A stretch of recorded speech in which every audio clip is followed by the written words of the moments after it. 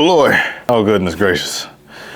Sometimes there's absolutely nothing to talk about. I wish I could put it in a better term and act like that everything is always peachy, but it's not. I think what has been really important to me is to be honest in making content. I know some people have scheduled structures and they have all these ideas on what is it that you want to talk about week after week. And then there's just always like these reality points where there is absolutely nothing to talk about for a couple reasons. It could be imposter syndrome. It could be just a lack of motivation, no energy. And so this is my way of combating all those together. Because this week, for me, we're going to figure out what this is going to be called. This could be a bunch of bloopers. I don't know. It's going to be something. But I have wanted to start a series idea, topic, concept called From the Heart. And the reason I want to call it From the Heart is for these moments when I have things that are just on my mind and I want to talk about from the heart. And I think it's my way of keeping myself accountable in this space. I've been very fortunate over the past week or two to really begin my process as a counselor in training or as a therapist, and I've been really grateful to connect with a lot of great people. I've also been very grateful to learn a lot about myself in that process. You know, a lot of people ask the question, do therapists go to therapy or do counselors in training go to therapy? And yes, it's like asking where does the help go to get help. You have to. You got to find a way to connect and to deconnect and to decompress and to unpack all the things that you do experience. I do know that in this space in particular, it's not a lot of males in the counseling space or in the therapy space. And so maybe that's what the video will be about, is why did I want to get into this space? Why did I want to become a therapist? To be honest with you, my mom told me this a long time ago. She always saw me as one, and I'm a firm believer that names have meaning. And if you understand the name of Rashad name is my name means to be a thinker or a counselor. So really, my name is really much in alignment to who I've always been. I've always been a deep thinker, and I always feel like that I have had a chance to be a counselor of some sort in my friend groups. I think people come to me for advice. Sometimes I don't know why, but I also think that I have a very objective view with talking to people and really connecting them in ways. But I think for me, the main reason why I got into the space is because I know it's a need. It's a huge need that is needed for not only men, but also women. I think that we have to find ways to paint a better picture. Not at all am I saying right here on this camera that I have everything put together. I probably have more problems than those who come to me. I can tell you that. But I do think that I have an objective way of thinking and expressing ways to help people come together. That's kind of the cool part, I feel like, when I work with people, is I try to help build a story with them. I try to build a story with them and to help figure out their own problems and find their own solutions. I think that's really important for people to do. Hear about healing journey and what that looks like. And the healing journey is tough, man. It's not linear. So some days that are better than others. There's more downs sometimes, and there's some ups where there's more than downs. But the point being, I just know it's a need. I think it's a need for everybody, especially in these spaces of color. There is not a lot of men of color in the therapy space at all. So try to break that mold of showing what it's like to hopefully try to be, keyword try, because I am not perfect in this space, try to be open as a person, but also open myself up emotionally. And I have a long way to go, but try to give people somebody to go to about those things. And it's really done a lot for me. It's really done a lot for me. It's really helped me become a better person. Like I said, I have a long way to go, but it's just something that has become really natural in my life, and it's something that I really enjoy. And I've known since the early age that I've always wanted to help people in some capacity. I've always wanted to, I found a lot of fulfillment in giving to others. And I think what has been really cool with me, and for me, it's just either been through conversations or just really having intrigueness. I've always had a curiosity with people. Sometimes I wish I had more of a curiosity with myself, but I really do find the connections with people express with me to really better understand myself as a person. So it's really been great for me. And a common question I've been asked before is, how long have I been in therapy? And if I said 3 years, you'd be like, oh, you got to figure it out. Again, Not even. Therapy is a long process. Sometimes it may take 2 years for you to realize your own breakthrough. It takes a lot of self-awareness and accountability, and even being accountable and acknowledging your problems. You can often find out that you're still making the same mistakes over and over, which I've been a great example for, of knowing I'm a problem in spaces and still doing the things because of my own ignorance to wanting to make that change. And so it really is something that I recommend everybody to do. And if you haven't, if you don't know already, again, if you are in the Missouri area and you're interested in free therapy, please contact me and let me know. It's a form you'll fill out. I would love to be a therapist. Obviously, if you're somebody that's super close or you're somebody that you can really benefit from it, I would greatly appreciate it, because at the end of the day, it just gives me an opportunity to connect with more people. I have really found a lot of joy into it. It's something that I feel like I can do for a good portion of my life. It's just to connect and be with people, man. So if you know anybody, just let me know. But besides that, what's been on my mind? What's from the heart, man? I have been very active more on social media, and I have been paying attention to a lot of Discord, especially in the thread space. And something that really has been set on my heart lately, man, is how bothered we are with each other as people. There's strong divisiveness between men and women in regards to a multitude of topics, but mainly in the space of relationships. And again, I am nowhere near perfect. So if people who have been with me or have experienced things, they have certain rhetoric. It's not something that I would say is false. But the point being, I really hope and pray that we get to a point where we really can go back to the understanding that we need each other as men and women. I think that we oftentimes take the experiences that we have with the sample size of people that we've experienced, and we try to generalize everybody into one group.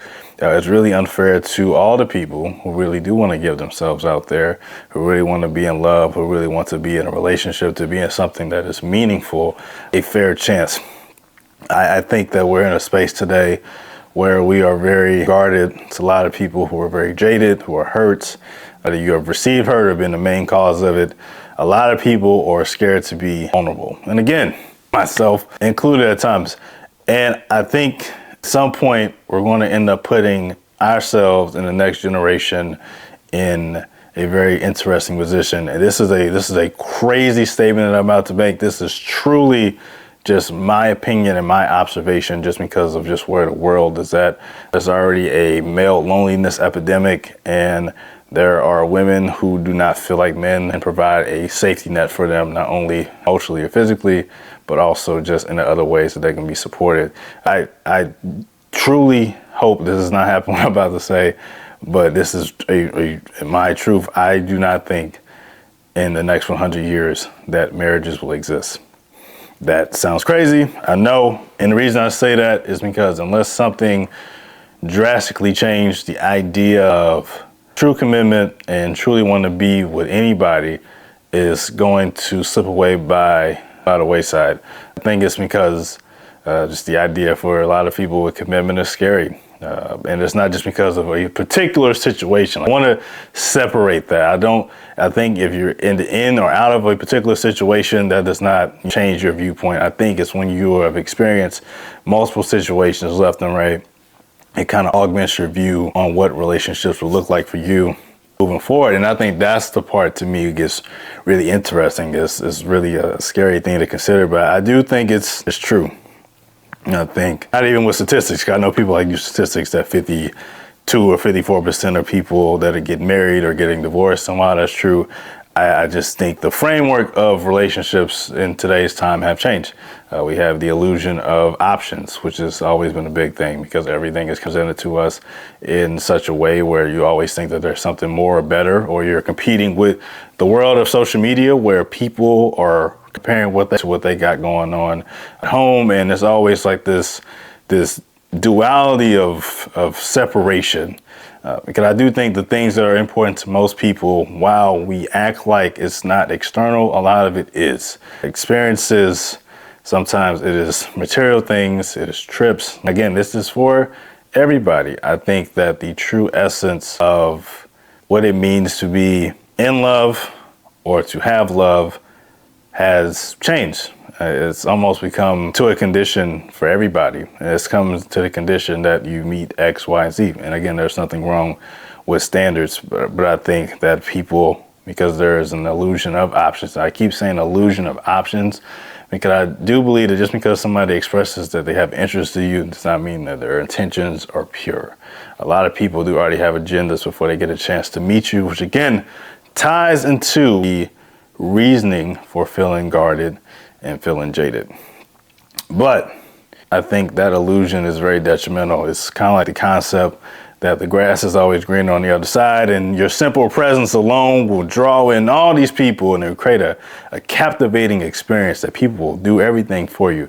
And again, I think somebody's actions determines way more than how much they spend on you, how many gifts they give you, or what they do for you. It's in those low moments of how somebody shows up really determines the value of you in that person's life. I learned a long time ago, and I know this is going to sound funny, that somebody who really cares about you, they would literally wipe your butt if you were sick.